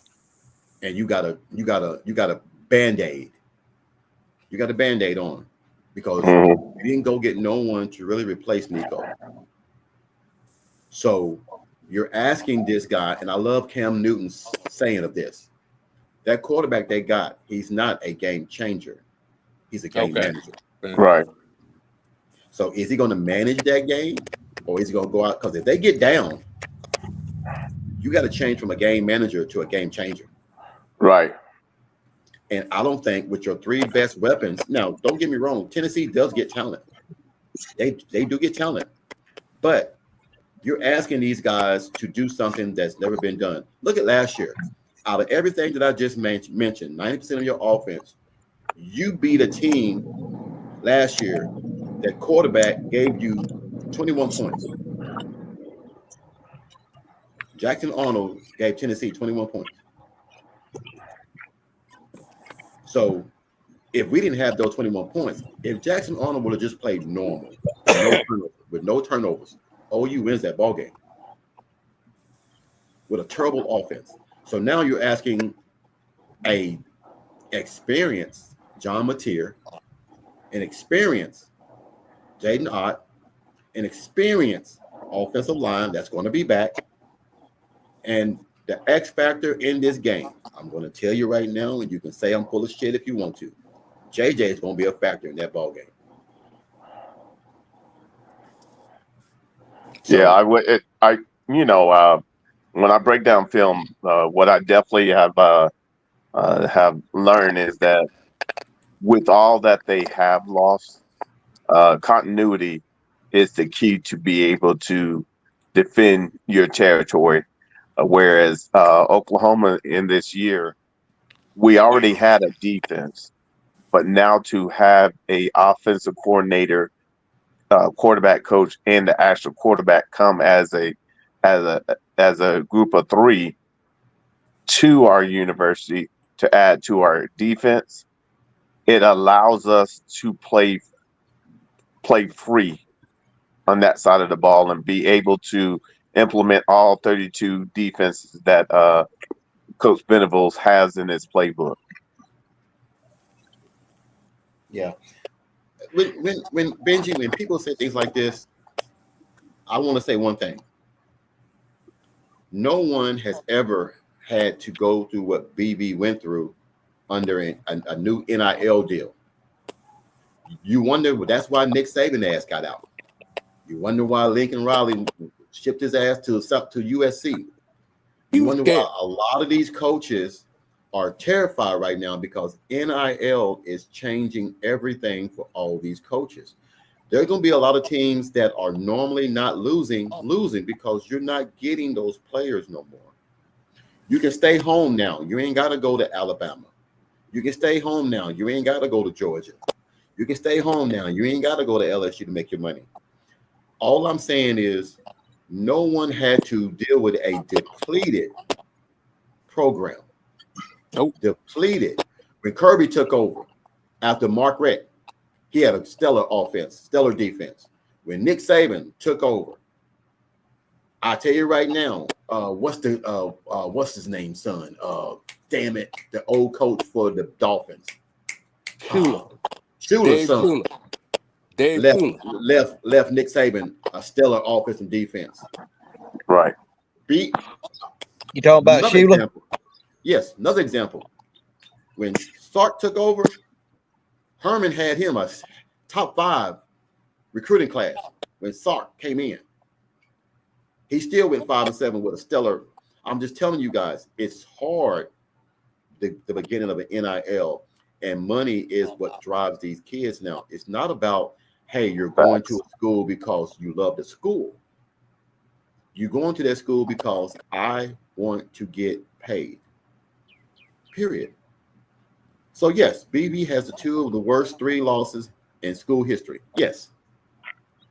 But you have to be honest with yourself and say, when he had Levy, 10-3. The first year, I don't give him that. That's Lincoln's mess up because Lincoln took everything. He took everything. I got one word for Lincoln Riley. One word for Lincoln Riley. Coward. Oh yeah, man. Scared. You can't run from you can't run from playing competition. Scared. And guess what? His buddy is the reason why we lost against Georgia. Well, for sure. I'm just saying, y'all keep buying that train about the buyout and his seat being hot. I'm just telling you guys, man, it's not as bad as you think. Joe Castiglione and all these guys know what BB means to that program, and they know if they pull this plug, it's going to be another 10 years to get this thing back on the road. Man, Yep. Man, if they were to fire him, Lord, it don't happen. I hope. Man, they'll set Oklahoma back 30 years if they do that. Yeah, they'll set him back. You know what, you fellas? Let's really look at it. We have the 4 horsemen that has now made it a X-Men, and our X-Men on defense. You look at the experience of being in the Natty playoffs, being able to be together, working as one. Then you have Skowski, who is was playing for the 4 horsemen, and there's countless others that's behind the scenes that aid in us to be ready for this moment. And I'm telling you, all we need is easily the average 21 to 28 points per game with this defense, and be consistent in making sure we have more long drives than anything. Oh, I'm ready for him. I'm ready. Man, look, yeah, I like this. I like these comments and everything because you know what? I'm gonna just go ahead and say it. Texas had 10 years of bad losses. 10 years. 4 coaches later. 4 coaches later. Mac Brown, Charlie Strong, Herman, and now Sark. All in 10 years. I'm telling you guys, y'all keep trying to go to the little gravy train about another 6 and 7. Oklahoma is going to do something this year that's going to shock a lot of y'all. So Man, it's okay. I know y'all them don't believe it, and it's no big deal. Because them as an Texas OU fans, fan, them go Texas ahead. fans are stupid. Them Texas fans. Ain't no way Oklahoma is gonna go no 6 or 7. That's even asinine to say that. Why would you? We got better deep. Man, look, we got a better offensive coordinator who knows what he's doing. Like you said, Coach, we got an offensive guy that knows what he's doing. What do you think we're gonna just? Man, these dudes are so doggone delusional. It's ridiculous. Man, these guys are ridiculous. They always, even down here, they talk about Oklahoma's going to go 6 and 6. Oklahoma's going to go 5 and 7. Man, come on, stop the cap. Hey, It's not Stevie. happening. Stevie, I agree with that. Beat Navy, bro. Hey, I agree with that. You got a guy pretending to be OC. That's it. You had no choice. Did y'all see Arbuckle on the sideline during that game He to was chunk throwing his headset? he And was I mean, throwing he was. Hey, I love that. I Man, love I that. do too. I was trying to find that video. I can't find that video nowhere. I was trying to find that video for about 2 months, and I couldn't even find that. I wanted to see that particular thing. See Hey, him tucking the headphone down. he threw the headphone set down when he called that play, and I was like, thank God. At least somebody on the sideline throwing a fit. Mm-hmm. At least somebody. But I'm gonna tell you, man, everybody know my brother-in-law is on the board of directors over at Clemson. So I know a little bit about BV. I'm gonna say this and I'm gonna tell y'all straight to your face. He's telling me that BV and West and Bates and Chavis, when you get those 4 together, it is a whole new ball game. When they were at Clemson, they were inseparable. He said Wes Goodwin, and we already know what Wes is doing. Wes is already in Orangeburg, South Carolina, trying to get twins to come to Oklahoma. Now, I can't give you the names, but let me tell you this: 6'6", 315 pounds, twins on the interior. On the interior. Ouch. Come on, man. So I'm just telling you, Wes Goodwin is pissed about how Clemson did him. So he's trying everything, and coaches here tell you, coaches on the East Coast, they will tell you, Wes Goodwin is adamant about beating out guys from Clemson. But if we can get 6'6", 314 on the interior and defense. Yes, sir. And hold on, Mike, you might like this. Some might compare them to the Selman brothers. Ooh. I'd have to see it to believe it. But you'll love this. Their name is Pete and Repeat. That's what the coach called Pete and Repeat. Pete and Repeat. Coach Taylor called him Pete and Repeat. He said because I would love that. once one does, the other one tries to outdo him. I'll say this, Coach. If we do get them, and one of them does what Dewey Selman did in 1974 and have 22 solo tackles against Texas, then my needle will move a little bit. Man, I'm hoping I'm going to that. I hope I'll be going to that game because I've been planning for it. I'm going that game. No, Derek, man, I don't mind them coming in here, man, talking. I mean, hey, as long as they hit the like button, come in here and chit chat. I don't look. Still, at the end of the day, Oklahoma has to go out there and win ball games. Yeah, that's it. If John Mateer, go ahead, yeah. Say Derek, this is to the Derek that's commenting. Say Derek, don't have that man come in here because he will get eaten alive up in here. Oh, he's in here. He's in here. Oh, that guy Steve. Yeah. Oh, what you got to say, Steve? What's happening, man? You a Texas man? You ashamed of your school? Texas owns OU overall. That's what he says. That may be true, but guess what? Out of the last 20 years, what have y'all done? 14 Big 12 titles. Texas only has what, 4? What are we even talking about? You have what? How many national championships? Oklahoma had 7. What's happening? What are we even talking about? I What are we like this. talking about? I like this one. I mean, what are we talking about? And you want to Spit talk about your the record? fire. What's Bob Stoops' record against Texas? Against Mac Brown, Charlie Strong, and who else? What are we Herman. talking about? Let's not even go. Let's not go to the King. What's the King's record against him? I mean, Ooh, we. I like this one. OU went to 4 national championships in the last 24 years, 1 and 3. Does suck, but still got there. BB has been a part of 8 national championship appearances and has won 3. It's time for him to lead OU back. Yes, Look, sir. man, I'm still optimistic, and I'm still gonna say this. The man's got a lot more going on than football, and we keep Yeah. forgetting that. So I Yeah. know I love my wife and everything, and if she was on her deathbed, you hear me? yeah, Yeah. I wouldn't be worrying about what people are saying on the chat. No. You know, I'm going to say something about that. And here's where BV has more moxie, intestinal fortitude than I ever will, because when my mom was dying with cancer, I was a gibbering idiot. I could not function. I could not eat. I couldn't think straight. I mean, I was just a shell. And for BV going through this fight with Julie, man, it's God bless him. Man, That's why oh I no, tell you said. people.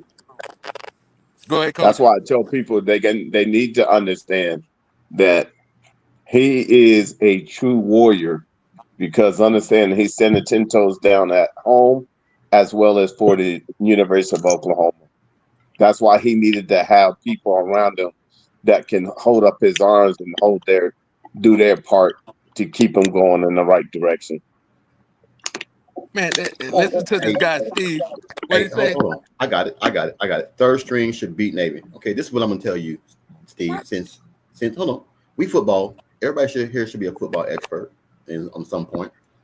You can't beat Alabama with a great scheme, but then the guy that you had there left to go to Oklahoma State, and then you go back to the tight end coach who is not an OC, and you play Navy. You were up on Navy, and what did you do? Start doing shit that is uncharacteristic of what you normally do. And I Exactly. always tell people, you let a team hang around, they're going to jump up and bite you in the ass. And that's what happened. I'm not going to sit here and make excuses. But one thing I can say is this. The first year, when Stark was there, you guys went 5-7 with all that talent. And guess what? The second year and everything, you barely became bowl eligible, which was good. Maybe I'm thinking, hold on. That was the year y'all beat Georgia. So no, that was a good year. All I'm saying is it took Sark 10 years just to get 10 wins. Not only that, coach. Not only that. I mean, Georgia beat Texas with a second string quarterback. So what are we even talking about? I know, man. I mean that dude is crazy. I mean, what are we doing? You hired Herman because you thought he was going to do something. He fell flat on his face. Charlie Strong. Well, you know what? I'm not gonna say that, but I know exactly why they hired Charlie Strong. But at the end of the day, he didn't get it done. He didn't get it done. I know. He did not get it Oh done. no, it's no excuses. It's no excuses. Hey, you're right. Everyone goes through shit. Texas went through 10 years of it. Man, OU hasn't went through it. We still look as terrible as OU was those years. 2 years. They still went to a bowl game. Steve, I got a question for you. Steve. How do you think y'all would do when you didn't have no wide receivers, no offensive line? How do you think you would have did with no They was offensive still, coordinator? he's How gonna would say you they would were have did? still. He's gonna say they were And still. no OC. None. How would you do that? How would you win that game? I didn't say he was there 10 years. I said Texas has been down for 10 years. Y'all went That's through not the question, my guy. four I coaches asked in 10 years. you, what would you do if you didn't have 6 wide receivers, didn't have an offensive line, or an offensive coordinator? What would you do? How would y'all record would be? Don't give me that. Don't give me no excuses. Who's talking about excuses? Come on, man. Don't come with it, man, because you're going to get it. You're going to get it, coach. I'm telling you. He ain't gonna go that route. He, One thing I Spit will your do fire. is when it comes to family and all that, I cut the line on that. Mm-hmm. But well, we got a great staff. We got to look, man. We're gonna get off that with Steve. I'm not worried about that. I'm not worried about that. Here's the next question for us and everything, man. We're gonna move on because I'm not gonna just sit here and entertain incompetence. Yes. All right. Mr. Mateer, Mr. John Mateer is officially at the Manning camp. And guess what he is? a coach. He's a coach. Mm-hmm. That quarterback that everybody thinks Mm-hmm. is not going to be good. Now, I'm going to tell you, Eli Manning and Peyton Manning take that camp very serious. Yep. No doubt. Yes, To make you they a do. coach, to make you a coach means they think very highly of you. So, okay, here we go. Let me see what he got. Incompetence was the OU coaching staff last year. Really? Okay. Yeah. Oh, hold on. I normally don't do it. I normally don't do it. God. Should I do it? Yes, he's in timeout. I shot the sheriff, Timeout but for 30 minutes. But I did not shoot the deputy. He's in timeout for 30 minutes. By that time, the show will be over. Okay, all right. I don't mind that, but the question that Dwayne asked, don't dodge the fucking question. Just answer That's the all he's question. doing. That's all Just he's answer the doing. question. Hey, you asked me a question about something about Oklahoma. I'm gonna try my darndest to answer. Or if I can find out, I'll come back to it or whatever. I ain't gonna dodge it. I'm a true born Oklahoman, and guess what? I love my Sooners. But win, lose, or draw, if they're bad, if they're terrible, if Bob Stoops lose a game and he was terrible, I'm gonna say it. He's terrible. He made But a still, terrible bonehead play. I'm being realistic. This is what I don't do. And Bishop don't do it, Mike don't do it, and Dwayne, you don't do it. I have never, ever went on a Texas podcast talking crazy. One, I don't give a damn about being on that show. Two, if I was on that show, I try to go in there and be as open, as honest as I can be. Right. And I'm going to tell you, and you're like me, Dwayne, if OU, Bishop will tell you, I was crucifying Joe John's ass all last year. I was crucifying Trail all last year. Man. I'm an So offensive was I. coordinator. I am an official offensive coordinator. I'm calling what they should run. And Bishop was like, "Oh, you got it." Yes, I see the field the way you see the field. There's no way in hell I got a 230-pound running back and I don't run something on the outsides of the tackles. Facts. You do not run between the left guard and the center. Wow. They're already blitzing the A and B gap. They- You put that big ass Xavier Robinson on the outside and let him run over some cornerbacks. Exactly. They had already shut everything down from the inside. You can't run. But yet they were still trying to run it. Hey, That's spoken what like a got true him OC. in timeout, Derek. That's what got him in timeout. I didn't put him in timeout for what he said. Is that once you go with Julie Venables, I'll put your ass in timeout. Oh man, we're not even gonna go that way. Because that's not personal. football. That's That's personal. personal. Yeah, that's personal. Very. And I have a wife. You guys have family members and significant others. I would protect your family the same way I would mine. I'm not going to get on here and talk about that man's wife, man. Mm-mm. Yeah, that's personal. Now we're getting, like you said, Coach. That's getting personal. That's getting way beyond football. Because I wouldn't even talk about Sark's wife if his wife was going through something like that. It ain't that. If that was my wife, now you're not dealing with Coach Ricks no more. Now you're dealing with Willie. Yeah. That's my wife. I was just gonna say, That's a whole different me. It's different ball Yeah. game. It ain't the key and highly funny Coach Rich. It's that okay, we got to meet somewhere. Mm-hmm. That's how that goes down. So Yep. Yeah, I'm like that too, Coach. If I was a coach, it wouldn't be Coach Wilkerson.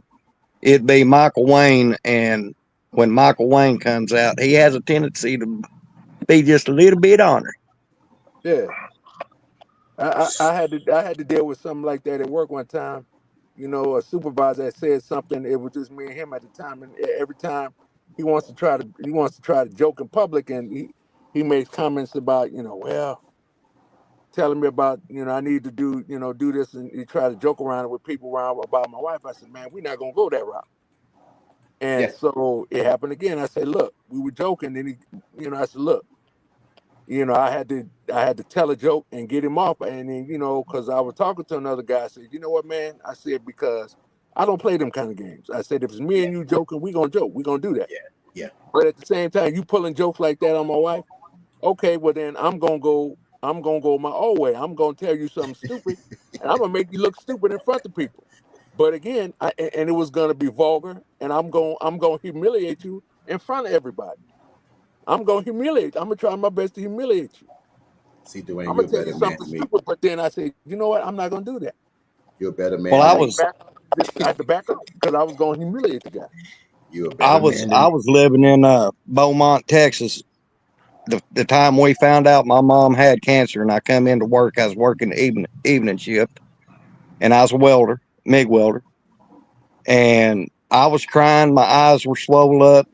I mean, because I make no qualms saying I'm a card carrying mama's boy.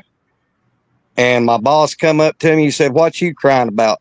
I said, "I just found out my mom had cancer a couple hours ago." And he said, "Oh, you're lying." Needless to say, the Jefferson County Police had me in the back of their squad car because I beat the hell out of him. Hey, he got what he got. He Yeah. got what he That's got. that was the Michael Wayne that come out. He got what he Yeah, got. Yeah. yeah, man. It is what it is, man. But I don't. Yeah, We're gonna get up. We're gonna get up yeah, there. We'll, Yeah. Yeah. We're gonna leave that alone. oh we're well, gonna If I, leave no, that one alone. no, oh, no. We if I way gotta past put that. my salvation on the shelf, we all in trouble. No, we all past that. No, it's just that there's a side of me, man, that no one knows, and Yeah. every man in on this panel knows that. There's two people, well, there's three people that you don't mess with. My wife and my girls. Yep. That's the line that I don't play. And that old saying in AAW, my grandma used to always say that. Boy, you're begging for an AAW. Grandma, what's that? An automatic ass whooping.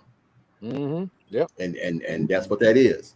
So I don't talk about no man's wife, no man's kids, because everybody get funny with that, man, because everybody deals with it different. Right. Absolutely. And I dang Also, sure don't talk about other people's mama either.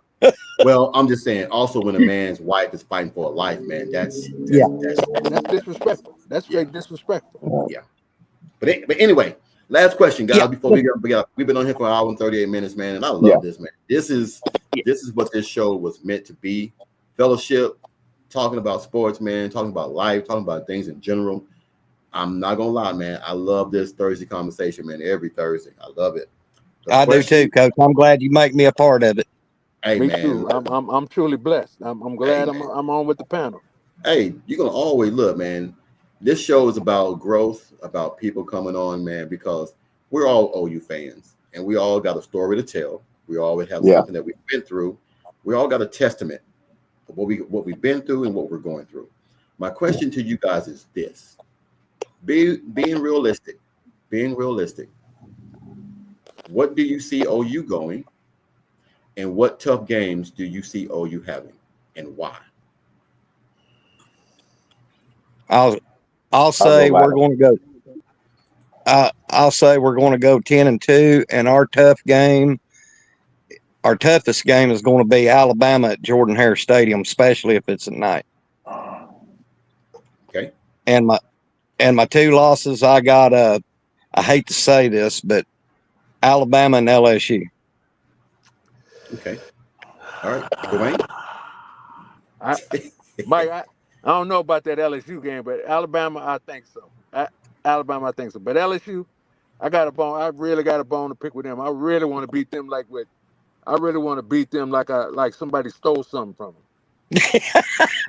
I mean, I really want to beat them because I'm sick of all this. I'm sick of this nonsense. I'm sick of this But you know what? Our cornerbacks and safeties in that game, they wasn't up. They wasn't up to the up to the job last year. So that's why we lost. But other than that, defense could have handled it. The front end was good, but the back end they let us down. But Mm-hmm. I think we'll go. I gotta say 10-2. I was thinking about 9-3, but I said 10-2. I think they're gonna beat South Carolina. Missouri, I'm not really worried about. Tennessee, that's gonna be a close game. But LSU, I think Alabama for sure. I'll say who else is on this? You know what? I'll say I'll say Michigan. I don't know. I'm not sure about Michigan yet. I'm not sure about Michigan yet. But I think Alabama, Alabama. You know what? I'll even go. I'll go 11-1. I'll just say, I'll say Alabama. I'm confident. I feel good. But I think we'll beat LSU. Okay, Bishop. Well, you guys already know I'm standing on business. 11-1, and going into George Harris Stadium, no matter if it's day or night, you better Okay. bring your fatigues because it's gonna be an all-day affair. I love you, Bishop. I love that fire. Well, I'm gonna try to be. I'm gonna keep my same record. I've always said 10-2. Uh, I'm gonna be honest. We all know every year that's a tough game. Texas is gonna be a tough game, but I do believe that Oklahoma pulls it out. I think that Mm-hmm. some turnovers. We always know that turnovers eventually decides that game. Whoever established the run normally wins that game. I think with Oklahoma have a more experienced defense and that defensive line putting pressure on Arch Manning. Yes, he likes to run, but I would rather give you 3 or 4 running yards than give you 15, 20 passing yards Right. any day of the week. And you can only run Do, for so long. do you Yeah. think this? Do you think this Red River rivalry is when Arch Manning meets Michael Boganowski Jr.? No, I'm gonna tell you the X factor, man. And I think Joe McCoy said it best. Nobody is really thinking about. Let me get his name because I don't want to be. I was talking about it earlier, and I said nobody is really thinking about this guy on defense.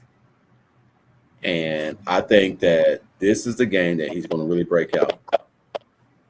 Hold on, I almost got it. I almost got it. Where is it at? Where is it at? Where is it at? Where is it at? Hold on, I'm almost there. Hang with me. Hang with me.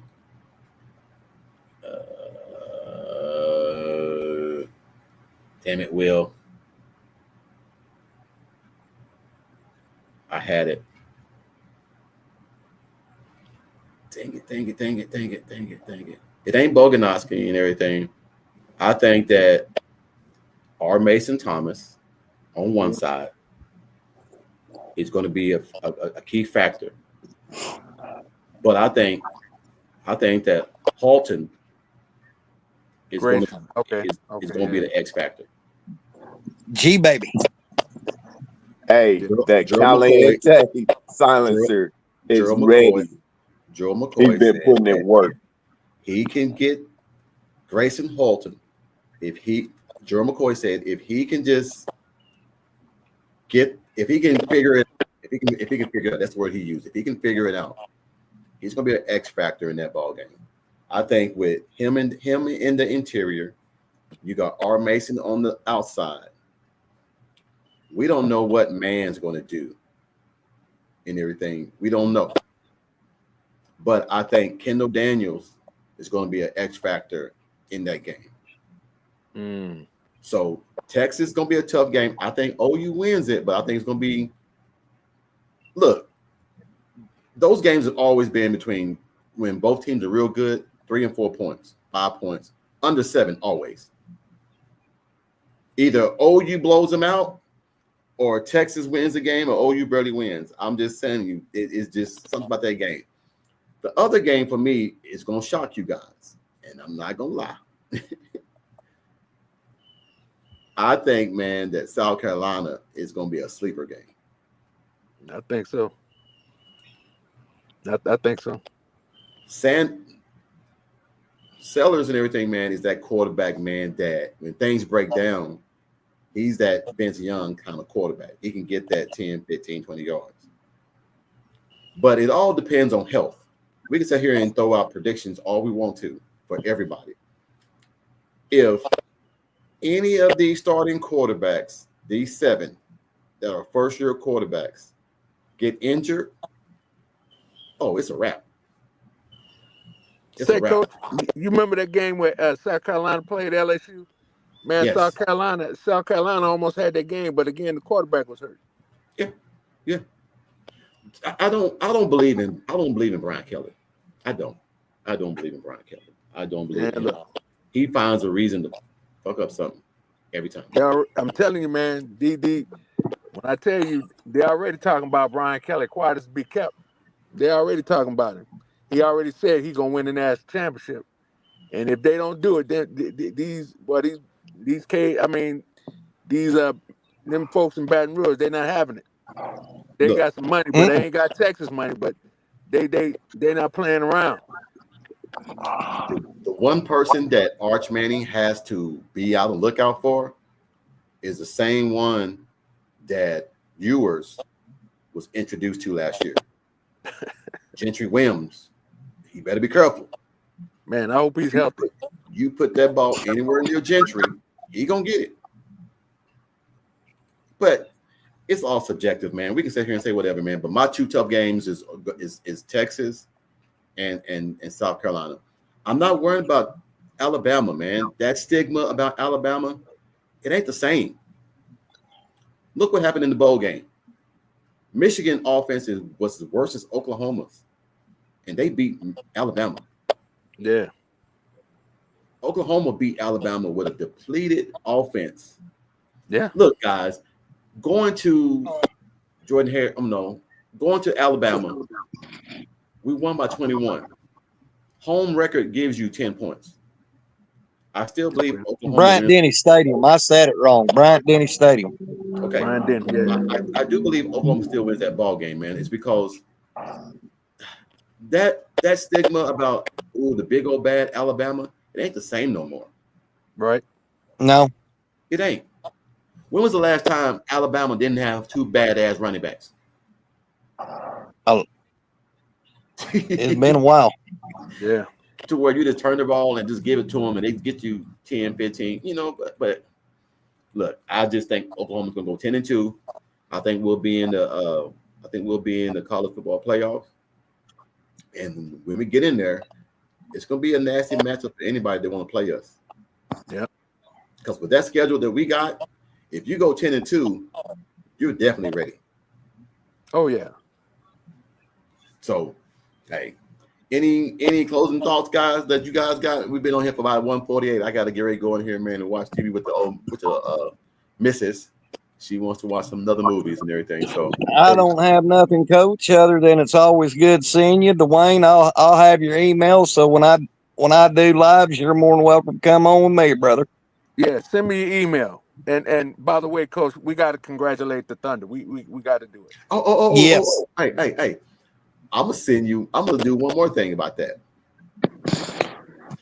The Thunder, look, at the end of the day, I told you guys that's gonna win that ball game. It's very unfortunate that Halliburton went down, man. I did not want them to win that way because that's all I've been hearing. Oh, the only reason why they won, no, they were gonna win that game. Halliburton. They were gonna win that game anyway. My friend tells me Oklahoma's a paper champion. Paper champion? How are you? Because Halliburton, man, they would have still beat him with him. It doesn't matter. They would have beat him with him. Was the Sooners a paper national champion in 2000 because Florida State didn't have Snoop Menace as a wide receiver on that team? They were still gonna beat him anyway. They was going to beat them anyway. Yeah, I It mean, don't matter. he just don't like Oklahoma. I mean, that's cool. That's how I feel about Louisiana. I mean, ain't no big old thing. But it is what it is. I'm gonna represent. For I'm sure. gonna represent. For sure. Well, how about this? Do we think and everything, man, that this is the start of a dynasty for the Thunder? I would like for it to, but I don't know. Uh, It's too early for me to even. too I early, gotta too see us. early to call, Coach. Yeah. Well, I mean, hey, I mean, at the end of the day, they got it done. So that stigma that Oklahoma can't win and this and that's dead. Yeah, Yeah. and Well, it's here's a my small thing. market team. Remember, Yeah, small market here's, teams can't win. They say. what do Coach you got? Rick, stop making me try to do this Kool-Aid. I'm trying to stay out the trash No, no, can no, no, no, punch, no, no, no, man. no. I'm just saying. Look, it's already been reported. This is LeBron's last year. What? He's gonna retire after this year. Yeah, I understand. No, I So would say this: we have a nucleus of a dynasty if we can put it all together on the field. okay. Well, I know that. Look, Oklahoma Thunder, man, they are young, Oh yeah. very young. So you got to put it to you like this: who do you see beating them? Mm. They ran through the toughest. The West is always going to be tough. Oh yeah. Yep. West Yeah. is tough. Look, I don't care what you say about Golden State. They're going to be tough. I'm going to tell you who's going to be dangerous next year. That's Dallas. Yeah. Oh yeah. You mean what about Houston? Eh, man, KD is just hopping around trying to get a championship, man. Well, I see. I see. But That's the reason why. That's the reason why they couldn't win. I was looking at it. They were talking about KD when them came to OKC, but they didn't have the toughness that this team does. They didn't have it, yeah, and then they weren't together anyway, so they was Yeah. all over the place. well, I mean, KD, yes, KD is old, but KD, look, I've never met a guy that has so much talent that's scared to be a leader. He don't want to be a leader. He said he just want to show up and play ball. Okay, then show up and play ball. You went from OKC to Golden State, from Golden State to Brooklyn, from Brooklyn to the Suns, from the Suns now to Houston. The only place left that you ain't been to yet is the moon. Hey, What else but I'm tired of these NBA players, man, deciding where they want to go play. yeah, I mean that's So, crazy. I mean he had a who home, but I hold on, mean Benji. Who winning it next year? Who? The Rockets? Psst, with KD? Shit. what?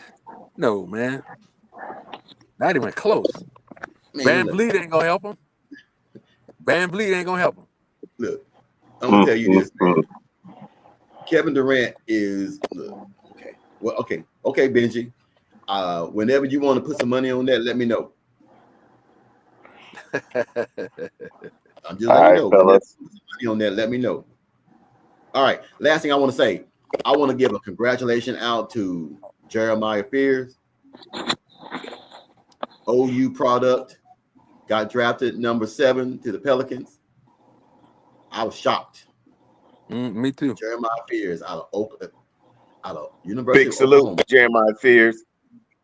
Spit that and fire. Put in the six work. 3-point guard. Hey, that was but I didn't know that he was rated as the best point guard in the damn draft. I didn't know that. Oh wow.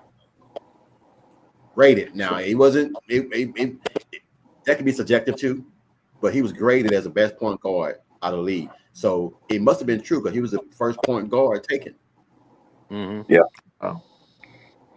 So hey, I'm not gonna sit here and we got Buddy Hills, Blake Griffin, Trey Young, And now we got Jeremiah Fields and their fears and everything, all first round. Right. That's right. So anyway, all right, fellas, I'm about to get up off here, man. I gotta go get something to eat too. But first of all, man, I want to thank you guys, man, for jumping in. Like always and everything, man. It's much love. It's always appreciative. Dwayne, man, you always welcome. Whenever I do a podcast, I'm gonna add you to the link as I do Mike and do Bishop. Appreciate that. Appreciate that. So, oh yes, Austin Reeves too. But Austin Reeves didn't go in the first round. Nope. He didn't go in the first round. He went undrafted, but he is the best. To me, he is the best. I can't. Thunder can't pay. Thunder not gonna pay that. They're not gonna pay that. They're not gonna pay what he asking. They're not doing that. No.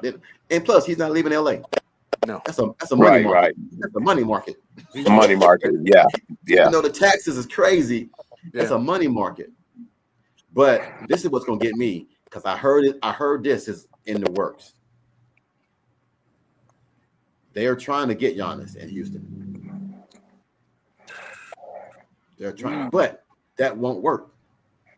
You can't have Kevin Durant and Giannis. It won't work. Okay, I see what you're saying. Yeah. Look.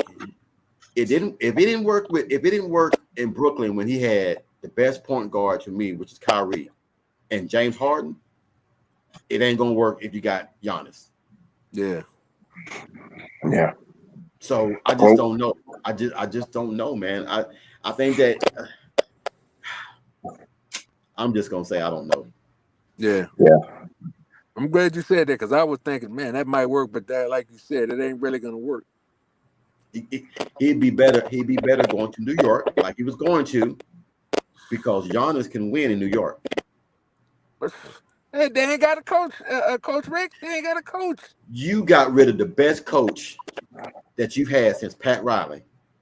Yeah, And I know. And he took you back to the playoffs, which you ain't been there in I don't know how many years. He took you back there, and you fired him.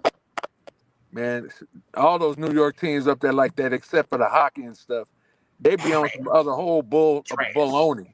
They be on some baloney. There's only one good team in New York, and that's the Yankees. You know, That's it. All right, fellas, man. Y'all have a good night, All man. right, man. Hey, Appreciate have a wonderful you. weekend. As always, Coach Rick. Salute, man. We're gonna be on Sunday. We're gonna be on. All right. I'll be at work, but I'll be on. But you know, like I told you before, I'm gonna try to get the guts up so I could probably do a podcast like y'all do, and do a little something. Hey, man. But all right, man. Let us know, get man. at me, Mike, and I'll be on your podcast if I'm welcome. I'll send Mike. Dwayne, you're welcome on my show anytime you want to, my brother. Thank you, sir. Appreciate that, Bishop. Y'all have a blessed night. Oh, not a problem, man. As Man, we my do wife it, just got through. My wife just got through getting home. I'm probably have a few words with her and talk. To her no, a little how we bit, do so it. you know how it is. we do it sideways, we do it upside down, and then we throw a little middle in between. Y'all guys have a wonderful night, man. I'll see you guys Sunday, man. All right, You man. too, Take Coach. it easy, Coach.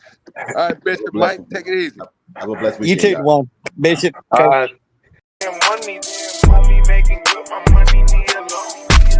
I'm just getting money. I'm just getting money. Money making good, my money need a loan. I'm just getting money. I'm just getting money. Money making good, my money need a loan.